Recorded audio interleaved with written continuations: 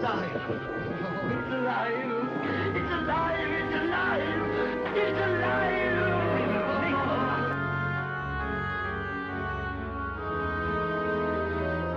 The man who is pure in heart and says his prayers by night may become a wolf with wolf-bane grows. The autumn moon is brighter.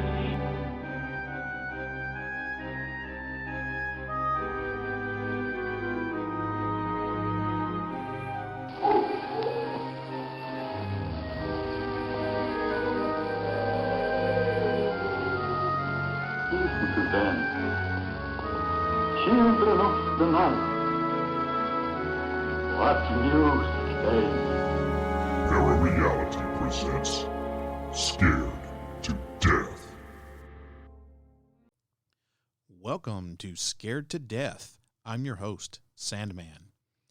Well, if this is your first time listening to Scared to Death, then you're probably wondering what kind of podcast is this. So let me tell you. This podcast replays the best of old-time horror, science fiction, and mystery radio plays.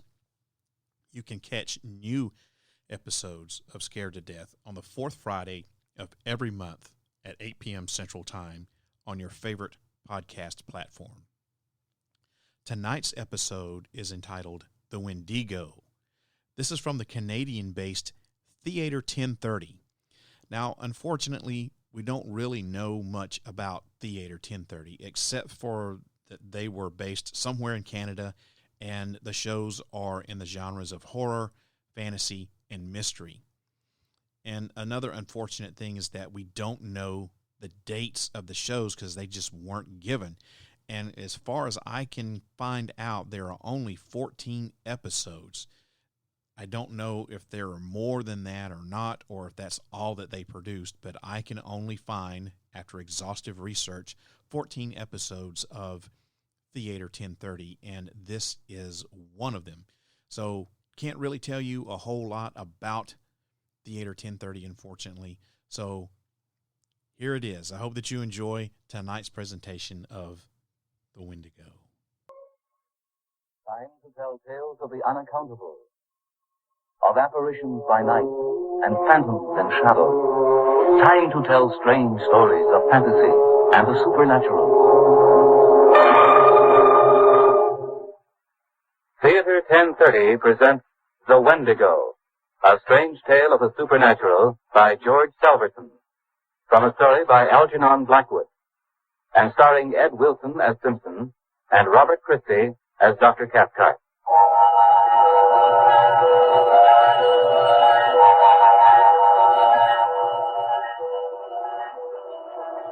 That's an explanation. An explanation. They say it carries you along. It comes and calls and carries you along. Doctor. It comes and calls to you out of the silence in the voice of the bush, the voice of wind and water and the cries of animals. Doctor, please. The perfume of it drenches you, chokes you, sickens you. The perfume of the dead and stinking vegetation. And you have to go. It calls you, carries you, rushes your way through the bush so that your feet burn like fire. It carries you in great leaps to your destruction. Your feet burning, the wind bursting the blood vessels behind the eyes. And then you become an animal, a living, dead thing, like the thing itself. Please stop it. And then it drops you, and you stagger away to die. Doctor, stop it. Remember what you told me. There is an explanation.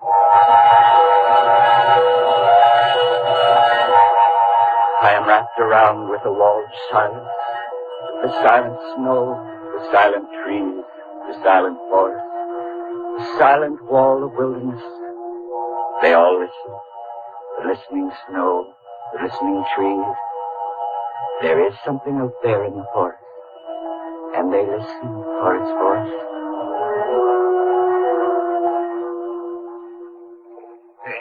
There was the time of the wolf in Rat Portage. They tell this story many times of Defogo. The time I fight the wolf with his bare hands. Shall I tell you that one, huh? With your bare hands. Go on, Defogo. We don't doubt your fallacy for a moment. Thank you, Doctor. Punkwa, where's that old Indian? I was here a moment ago. Punkwa! Come back here and stir up the fire. Well, what about this wolf? I'm sorry for this one, I tell you. This wolf who makes the big mistake. He picks a man who's afraid of nothing, who knows the woods better than the wolf himself.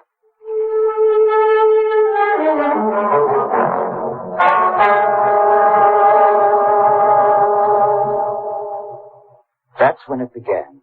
Defago, the guide, in slouch hat and moccasins, spinning his yarns by the campfire. A breath of wintry wind stealing out of the forest to rustle the tent flaps and stir the blaze. Our Indian cook somewhere in the shadows. Dr. Cathcart watching Defago with cynical eyes. And the fourth of our hunting party, myself, Ray Simpson, nervous and tense, as though expecting the thing that was about to happen. I come many miles on the snowshoes that time. I'm very tired. I say to myself, Defago, my boy, we'll sit here a while, you'll rest. But then I am sleepy. And what do you know, I am sound asleep in the snow. Now, this is not at the best of times, the very best of ideas, you understand. What do you think? Along comes this Mr. Wolf. He looks at me and he tells himself, how magnificent. What a triumph. Here is a man, says Mr. Wolf, who's overcome by the cold. And what a pleasant meal I will make myself. But he is so wrong. I open my eyes, and there is Mr. Wolf looking into my face with his long white teeth already. So I say,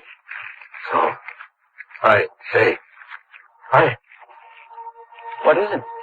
I, What's the matter with you, man? listen.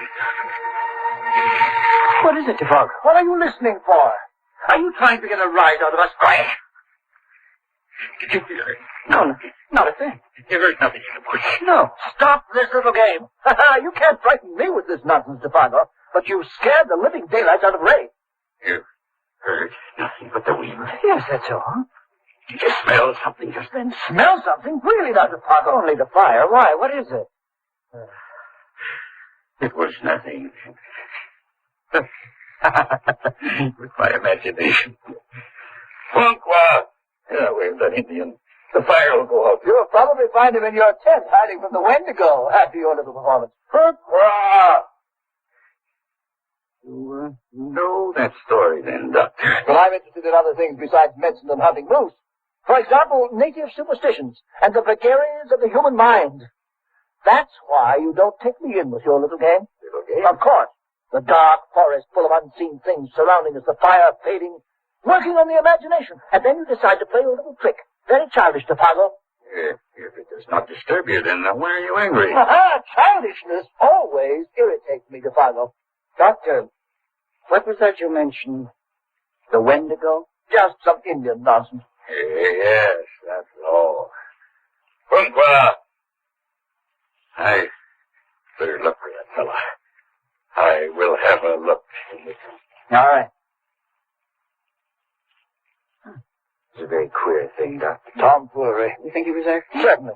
Breaking off in his story that way and staring wildly into the bush. Well, don't you think he was acting? He went white to the gills. Didn't you see his eye? Nonsense, boy. That man has lived his whole life in the bush. There's nothing here to frighten him. Unless he's superstitious like that Indian. Superstitious? Well, you could see that, couldn't you, eh? No, Doctor. I couldn't tell anything from Punkla's face. It was like trying to read the expression on a piece of old leather. Where in the devil are you? He didn't want us to come up here. Said we wouldn't find so much as a fresh trail of moose anywhere in the 50 Island water country. Well, we haven't. We will. It's funny. What? Well, this afternoon when Defago went off into the bush looking for signs of moose, I couldn't help thinking, Doctor, what would we do if he didn't come back? What do you think we'd do? We'd go home without him. Do you know the way? You're talking foolishness, Ray. Why would Defago disappear? He didn't. He's here. Yes. All the same, I had a feeling of what it would be like to be alone at the mercy of all this desolation that takes no notice of man. What is it, Defago? The old fool. That's what it is. Where is he? What's he doing? It's what we will be doing. From now on, we have no cook. The hunters will have to be cookers, too. Why? What's happened? Superstitious old fool. He's taken one of the canoes. What for? Where's he going? I know that one. He is gone. He's gone. Home. Then it's your own fault. Probably scared him witless with that little game of yours. But, Doctor... Now you'll have to figure out how we get along without him. Well, as for me, I'm turning in. We'll be up with the sun, Defago. And I expect less nonsense and more results tomorrow. Good night, Doctor. I'll be along in a minute. DeFargo, what was Ponco afraid of? Who knows? Sometimes in the wilderness, men become sick with a strange fever, a fever which makes them mad. Maybe he's afraid of that. Do you hear something? Only wind. Yes, only wind. Good night. Good night, DeFargo.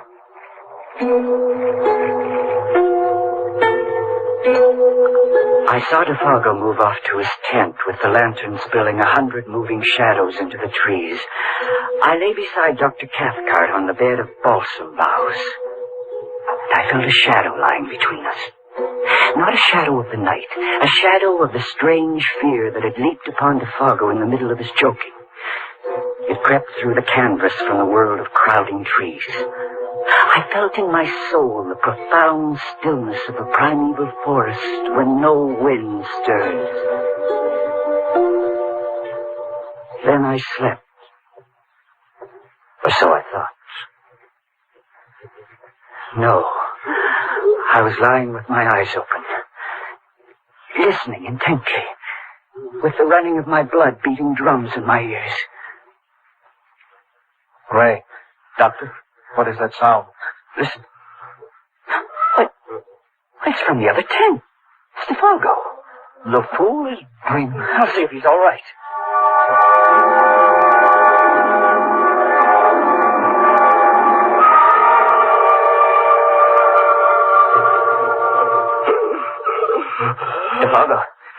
DeFargo, what's the matter? Are you awake? DeFargo, you're dreaming.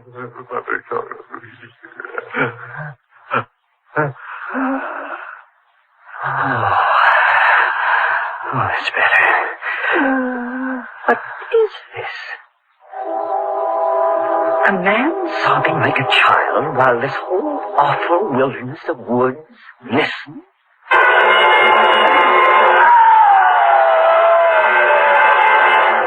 DeFargo! What is it?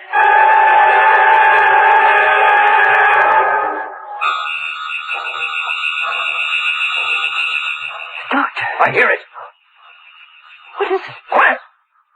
Something's happening to DeFargo. Keep still. I'm going out. No! Let go. Stay where you are. I've got to help Will DeFargo. you stay where you are? Will you keep quiet? Listen.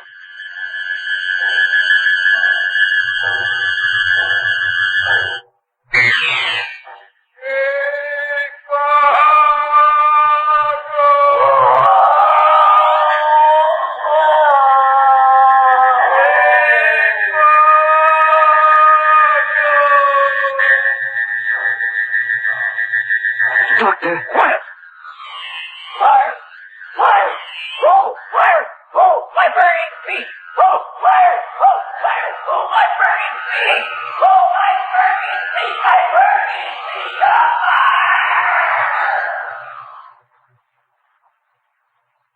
He's gone. What? Gone. Gone. Doctor, listen to me. What? Our guide, Dr. DeFargo, he's gone. We're alone. What was that, Doctor? What is it that happened? We crept from our tents like terrified children. The gray light of dawn was dropping cold and glimmering between the trees. The lake was white beneath a coating of mist, the islands rising darkly out of it like prowling creatures. Patches of snow glistened among the clearer spaces of the bush. DeFargo's tent stood empty, lifeless, and there was nothing but silence. Silence and a strange, penetrating perfume invading the nostrils and taking me by the throat like an unseen hand. There's nothing here at all. No. Not a sign of anything. No. Only his footsteps. Footsteps. They're in the snow. Yes. So far apart. He must have been leaping like a rabbit. What was it, Doctor? What was it? Something came. No. Something came for him. Something called. Nonsense. You heard it, Doctor. You know you heard I heard nothing. Yes. I heard something. Wind. That's all it was, wind. Wind? Where did you ever hear a wind like I that? tell you, it was wind. that and your imagination. Defago carrying on like that, it was enough to make you imagine anything. And why did you hold me back? What do you mean? You know what I mean, Doctor. When I wanted to go out and help Defago, why wouldn't you let me go? I had reasons. 2 reasons. Yes, 2 good reasons. What reason? I knew what that sound was. It was some sort of hurricane. I thought it safest not to move. And I could hear that Defago was growing mad. He might have harmed you. Nothing was disturbed, not a leaf. What kind of a hurricane is that? How do I know? It probably passed overhead. Then where is Defago? Yes. That's the point. We can't get out of this country without him. We've got to find him and help him. Defago! Defago! That's no good. He's beyond earshot. How do you know? Because we heard him go, shouting all the way. We had to follow his trail. Come on. Doctor, well, we heard him run clear out of range of our hearing. What about it? How far would we hear him shouting like that? I don't know. Half a mile. But, Doctor, it all took about 15 seconds. 15 seconds? How fast can a man run?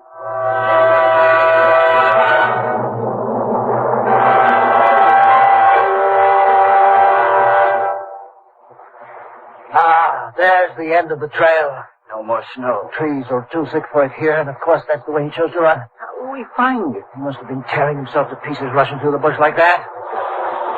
No, this is no use. We'll only lose ourselves. Without Defago, we're lost anyway. We've got to keep after him. No, listen to me. Defago!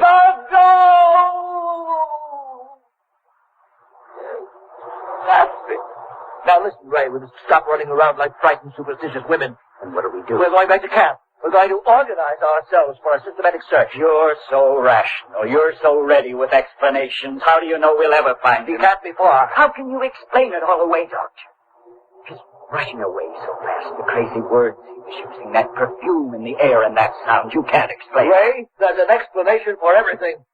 We are going to keep our heads, or we'll lose them like Defago. Now, let's get going. The second time we set out from camp, we took food and matches.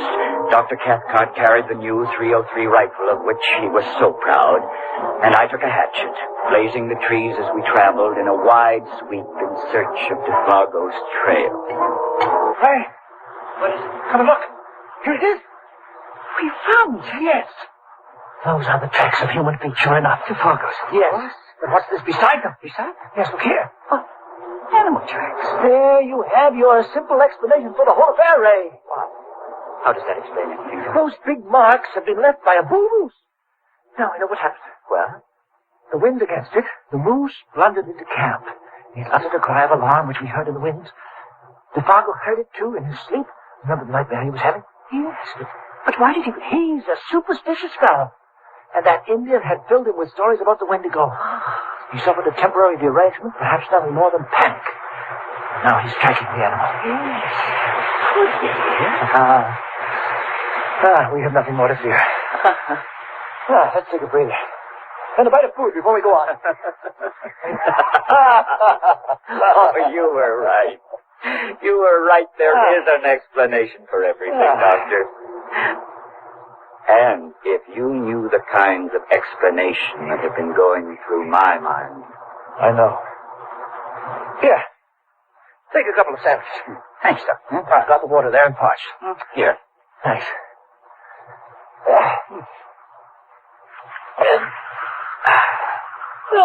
It's a relief. Actually, the second time you've mentioned this Wendigo thing, what is it, Doctor? Oh, only nonsense. Is it an Indian legend of some sort? Well, about the size of it. Oh, it's funny the comfort I feel. Sitting on a stone in the middle of nowhere, looking at Defago's footprints. Telling such a normal story. Not a thrilling moose. This Wendigo thing. Did it have something to do with Pampa desert? Perhaps. What sort of a thing is it supposed to be, Doctor? Well, in this part of the country, when an Indian goes mad, they say he has seen the Wendigo. Oh. The Wendigo's a state of mind. Yes, you could call it that. There's no such thing. No such thing? Well, they say, they say out here are spaces no man can penetrate. This creature lives there. It's Wendigo. Creature? The Wendigo. Huh? They say it's a kind of animal. It's a state of mind. Kind of animal? Doctor, look here a minute. What is it? The moose tracks. He must be a big one. You're right. Big round tracks. Look here. Does this look like a hoof mark to you? No. Garvin? Oh, that would be hoof marks. There. No, it isn't there. Doctor, I think we'd better get moving again. Yes. You loaded it, Doctor. It's a bear track. Is it? What are you doing? Why are you kneeling there? I thought I smelled something. You're acting like a fool. Do you want to lose your mind like the Fargo? You think he's gone after all? No, I told you what that was. Get your nose out of that track. You're out of your mind. Dr. Cathcart, don't you think we should turn back? Why do you talk such nonsense? There's perfume in that track. If you let your mind go like that, there's no knowing what you'll imagine next. We've lost enough time. We've got to find the Fargo. We went on mile after mile. I dreaded the essential tapping of the axe on the massive trunks. The sound went before us into the dim forest where something was waiting and listening. The doctor pressed on, faster and furious, like a man who denies something he really believes. And the tracks became increasingly strange and unbelievable. There's an explanation. How much did you measure? 18 feet. 18 feet from one step to the next. Well, let's check back. We must be missing some tracks. No, there it is in the snow. The Fargo took 18-foot leaps. We've been lifted and carried. Lifted and carried by what? The beast. That's what they say. They say it carries you along. It comes and calls and carries you along. Doctor? It comes and calls to you out of the silence. The voice of the bush, the voice of wind and water and the cries of animals. Doctor, please. The perfume of it drenches you, chokes you, sickens you. The perfume of dead and stinking vegetation.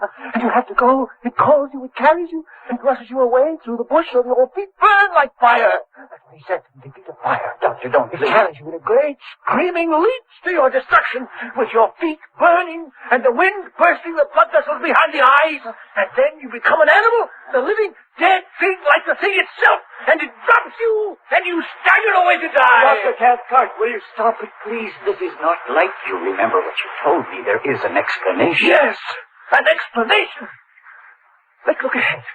Check those footprints and the animals. Yes. Now, it just may be that our eyes are playing us tricks, sir. Or else... Yes? Yes, Ray. What is it? Those aren't Defago's footprints. What? We've lost them somehow. Where did he go? Lost them? How could we lose them? And they end here, both sets. There! You see, we didn't lose them. There are still two sets of tracks. Where did they go? Up in the air? There's an explanation. An explanation. And those aren't Defago's. Look. There were two animals here. We've lost Defago somewhere back. No, we haven't. Those are Defago's. This is the end of the trail. This is where he left him. Then where is he? Defago! Don't call him. Don't call him.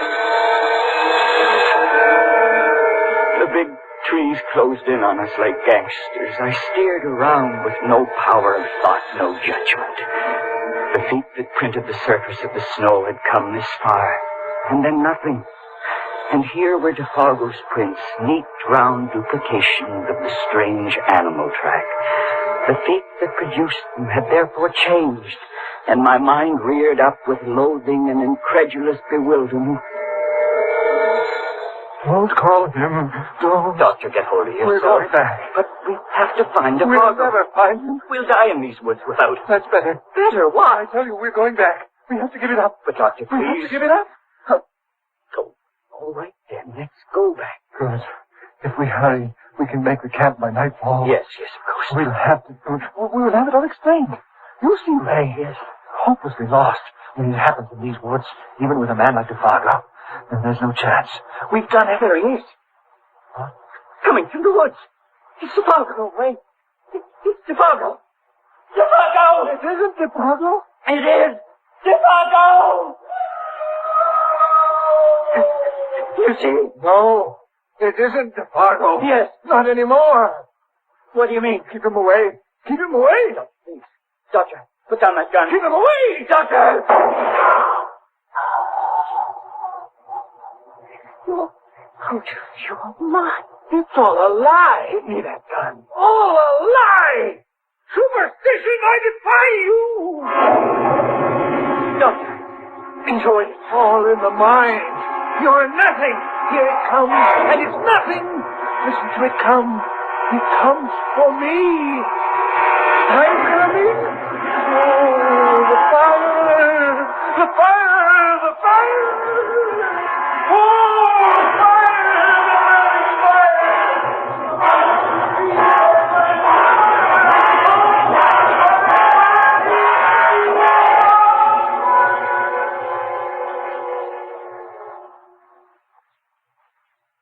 There's Defargo here in the snow. He looks no different, except that he's dead. And I'm alone. I'm wrapped with a wall of silence. The silent snow, the silent forest, the silent wall of wilderness. They all listen. The listening snow, the listening trees. There is something out there in the forest, and they listen for its voice.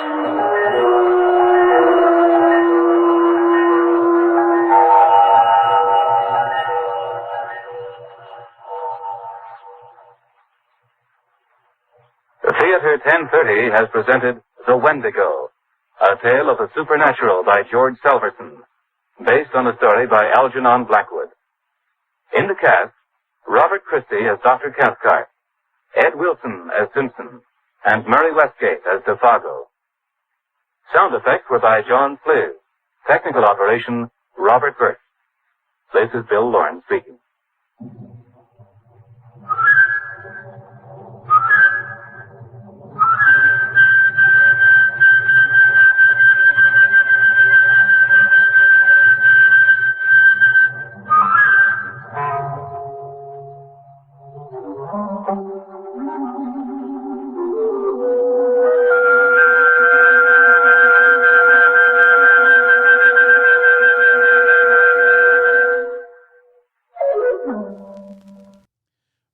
That's going to just about do it for this episode of Scared to Death. I hope that you enjoyed tonight's presentation of The Wendigo by Theater 1030.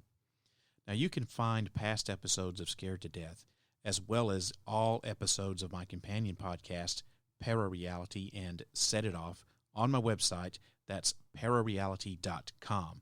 All you got to do is just go to the website and look in the archives section. Thanks for listening to Scared to Death, and I'll be back on August 27th with another episode. Good night, everybody. And now, I'll leave you. I hope you haven't taken my stories too seriously.